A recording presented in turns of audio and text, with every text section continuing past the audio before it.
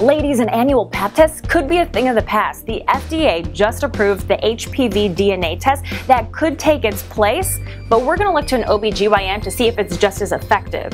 Well, let's start from the very beginning. What is HPV? Primarily, HPV is considered a sexually transmitted disease. If exposed to it, it can cause a number of disorders.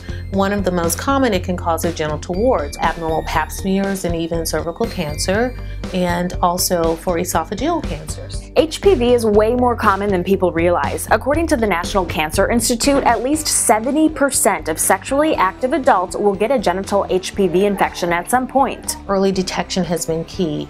The deaths from cancer in this country, cervical cancer has dropped. You know, it used to be in the top 2 or 3, and now we're down to in the top 10. Let's talk about the HPV DNA test. So the FDA just approved that. So it sounds like that's something that you can have first now as a woman instead of just going to the Pap test. Is that true, or how does that work now?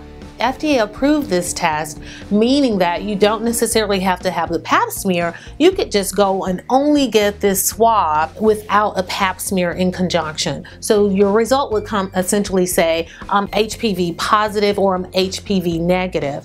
So the issue though, even though the FDA approved this testing, the screening for women did not change. So even though they approved it, they're not saying do this instead.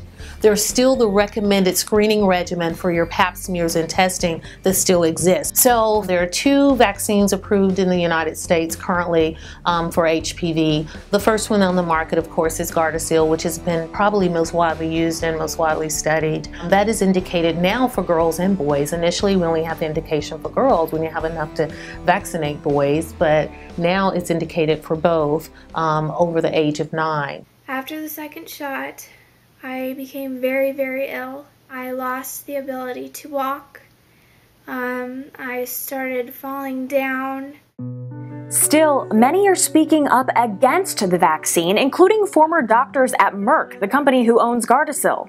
Dr. Bernard Dalberg told French magazine Principes de Santé, or Health Principles, it could be the biggest medical scandal of all time. I would have to question him a little bit more about where his statements come from and upon what basis. It's very difficult to get approval of drugs in this country without the research and the numbers and the data behind it. But I will tell everyone, no matter what we use, it could be Tylenol, everything has a potential for side effects. There have been a lot of claims, especially when it comes to the vaccines, and sometimes there are side effects to the vaccines, but have a one-on-one conversation with your doctor about what you specifically have, because you could read things randomly and it may not apply to you.